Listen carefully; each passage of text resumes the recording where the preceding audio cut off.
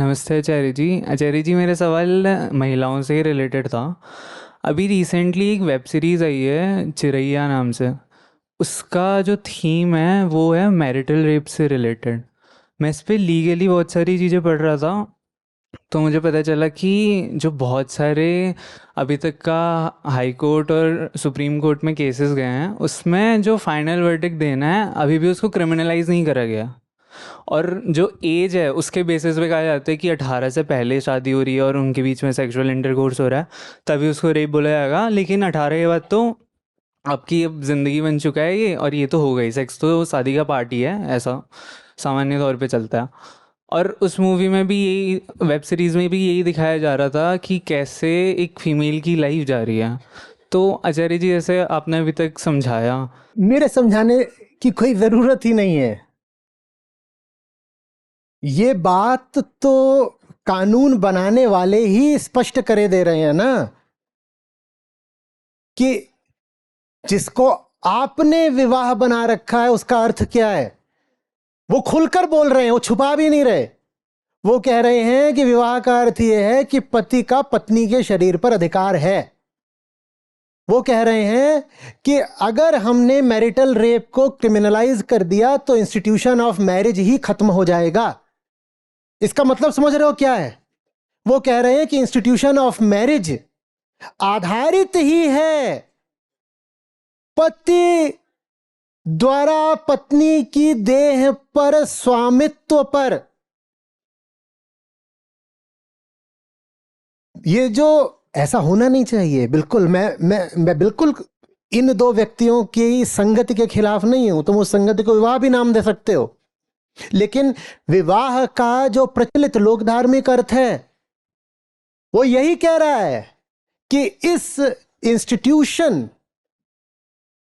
का स्तंभ है, इसकी बुनियाद है क्या, कि पत्नी एक बार आप बन गई हैं, पति का आपके शरीर पर हक है। और आप जाकर के अब दावा वगैरह नहीं कर सकते कि मेरा पति बलात्कार कर रहा है मेरा। तो ये बात जब अब महिलाओं को पता है तो पहले से ही पता है, ठीक है, देख लो अब क्या करना है। छुपी होती तो कुछ खतरा भी होता।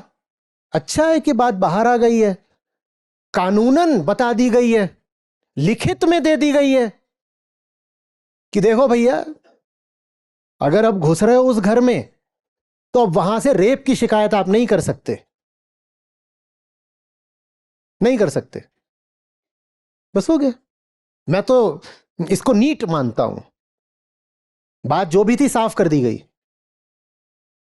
अब अगर इस इतनी साफ बात के बाद भी अगर कोई कहे कि अरे मुझे तो धोखा हो गया, तो धोखा खाने की जिम्मेदार आप खुद हैं, क्योंकि कोई छुपी हुई बात नहीं थी। लोकधर्म ने और कानून ने, दोनों ने खोल करके पहले ही बता दिया था कि ये क्या चीज है। उसके बाद भी वो चीज आपने उठा करके खा ली तो आप खुद जिम्मेदार हैं।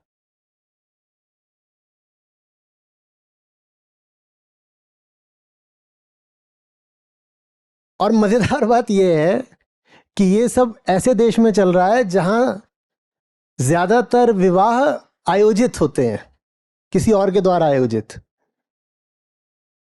मैं प्रेम विवाह वगैरह को बहुत ऊंची चीज नहीं मानता, क्योंकि ये सब जो लड़का लड़की आपस में घूमते हैं, इन्हें प्रेम का कुछ पता नहीं है। ये आमतौर पर वासना को, शारीरिक आकर्षण को या किसी और तरह के आकर्षण को प्रेम समझ लेते हैं। तो प्रेम विवाह का पक्ष लेने का मेरा कभी कोई इरादा नहीं। लेकिन आयोजित विवाह तो बड़ी मजेदार चीज होती है, मस्त चुटकुला। प्रेम विवाह धोखा हो सकता है, मूर्खता हो सकती है, पर आयोजित विवाह इससे बहुत आगे की बात है। न वो धोखा है, न वो मूर्खता है, वो सिर्फ एक चुटकुला है। भले घर की संस्कारी लड़की, उसको ऑल गर्ल्स स्कूल में पढ़ाया गया, मोहल्ले के लफंगों की उस पर छाया भी नहीं पड़ने दी गई, किसी अपरिचित व्यक्ति को तुम्हारा स्पर्श भी नहीं होना चाहिए, और फिर उसे एक अपरिचित व्यक्ति को सौंप दिया गया सेक्स के लिए। अपरिचित स्पर्श करे नहीं चलेगा, अपरिचित सेक्स करे चलेगा।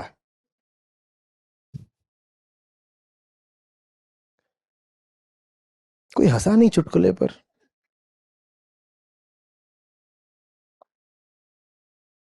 कोई हंसा ही नहीं।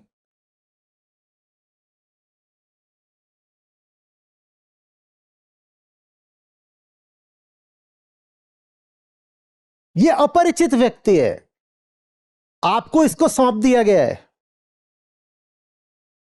और अब आप ये भी नहीं कह सकते कि वो रेप कर रहा है। और अगर वो अपरिचित है तो बताओ, क्या प्रेम करेगा? अगर संभोग करेगा तो बलात्कारी तो होगा, और क्या होगा? बोलो। जो अपरिचित है वो तुमसे प्रेम किस नाते कर लेगा? जिसको तुम न जानते न समझते, जिसके साथ तुम्हारी चेतना कभी नाची नहीं, जिसके साथ पंख फैलाकर तुम कभी उड़े नहीं, जिससे यूं ही महीने 2 महीने के अंदर तुम्हारा गठबंधन हो गया, उससे तुम्हारा शारीरिक संपर्क प्रेम के नाते तो नहीं हो सकता, पर वो संपर्क तो होगा, संभोग तो होगा, क्योंकि कानून ही कहता है कि मैरिज ही मैरिज नहीं मानी जाएगी अगर उसमें संभोग नहीं है। तो आप बाकायदा इस बात पर तलाक ले सकते हैं। इसी बात को मैरिज का फुलफिलमेंट माना जाता है कानूनन। अगर मैरिज में सेक्स नहीं है कुछ महीनों तक, तो आप बाकायदा कोर्ट जाकर कह सकते हैं जब सेक्स ही नहीं है तो मैरिज ही नहीं है, तो माने मैरिज हुई है तो सेक्स होगा। पर अपरिचितों के बीच में मैरिज हुई है तो प्रेम तो नहीं होगा, प्रेम तो नहीं होगा पर सेक्स होगा, क्योंकि कानूनन जरूरी है। तो सेक्स कैसा होगा? जैसा भी होगा आप जानो भैया,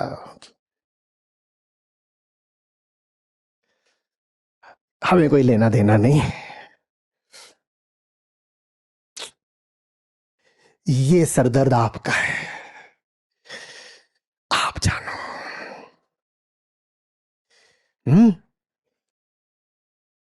हमारा यार है हमें, हमन को इंतजारी क्या। जो बिछड़े हैं प्यारे से, भटकते दर बदर फिरते, हमारा यार है हमें, हमन को बेकरारी क्या। आपकी समस्या आप संभालो।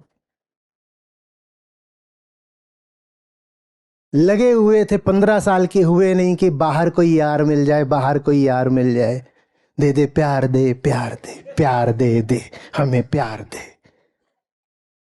8वीं में पहुंचे नहीं कि प्यार का कटोरा लेके लगे भीख मांगने। अब भुगतो। और जो भीतर ही यार बैठा हुआ है उससे कोई परिचय ही नहीं, खुद को कभी जाना ही नहीं, जो बाहर से मिल ही नहीं सकता उसको बाहर तलाशते रहे, भीतर कभी झांका ही नहीं। अब भुगतो।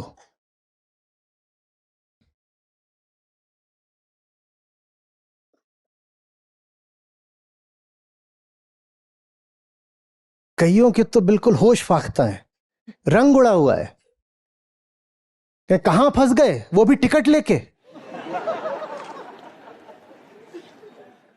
बोधस्थल में आचार्य जी निशुल्क बुलाते हैं, ग्रेटर नोएडा में जब भी होता है वहां टिकट तो नहीं लगता। अब क्या क्या सुनने को मिल रहा है।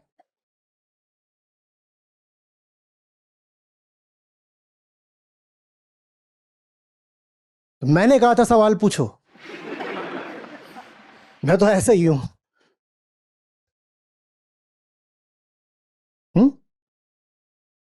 आप ही आए थे मुझे छेड़ने, छेड़ोगे तो यही होगा, ऐसे ही सुनने को मिलेगा। अब नहीं पसंद आ रहा तो मत सुनो।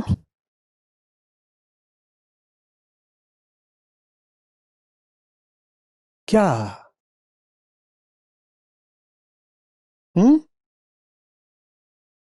समस्या पता है क्या है? ये जवान लड़कों की छोटी चीज होता ही नहीं है प्यार।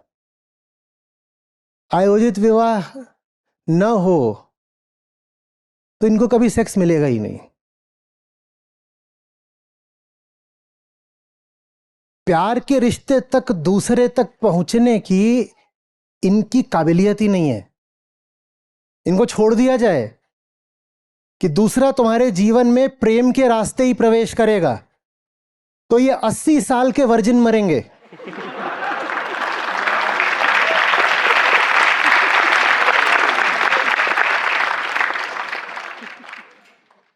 क्योंकि छोटी मोटी चीज होता नहीं है ना प्यार। कभी कोई आता भी है, बोलता है मेरे कोई है नहीं, मुझे कोई मिली नहीं। बोलता हूं तुझ में है क्या कि तुझे कोई मिले, और फूटी उसकी किस्मत जो तुझे मिल जाए। ताज्जुब होता मुझे अगर तू बोलता तुझे कोई मिल गई। यही बात महिलाओं पर भी लागू होती है। जब वो बोलती है मुझे कोई मिला नहीं, वो तुझे काहे को कोई मिले, किसका इतना बड़ा अभाग है कि तुझे मिले। प्रेम काबिलियत मांगता है। बोलता हूं ना, प्रेम सीखना पड़ता है, प्रेम के लिए उठना पड़ता है। आयोजित विवाह में उठने वगैरह का कोई झंझट ही नहीं।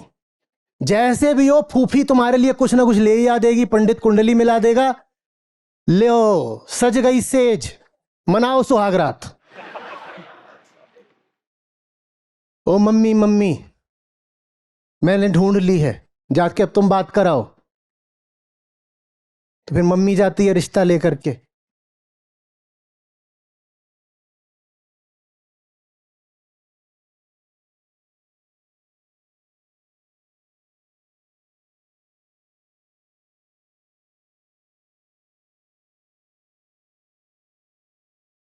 बहुत जो ऊंची और महंगी चीज होनी चाहिए थी, उसको हमने क्या बना दिया, सस्ती और गिरी हुई चीज।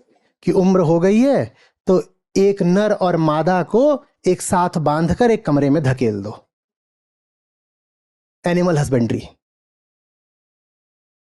उसको हस्बैंड ही बोलते हैं ना शायद।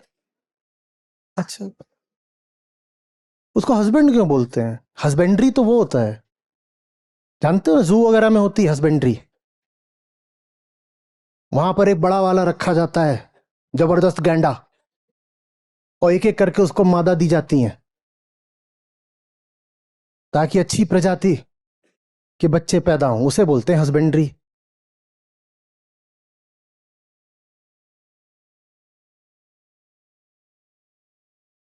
ये सारे काम क्यों हो रहे हैं बताऊं, लब्बो लुबाब?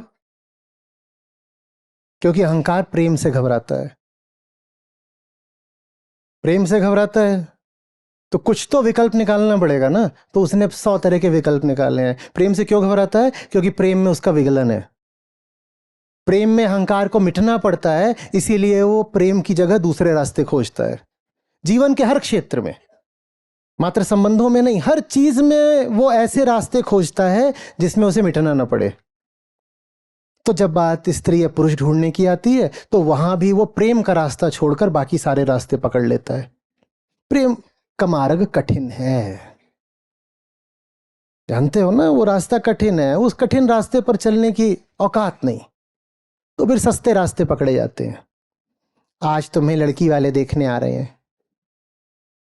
एकदम तैयार व्यार होके बैठ गए हैं। छी,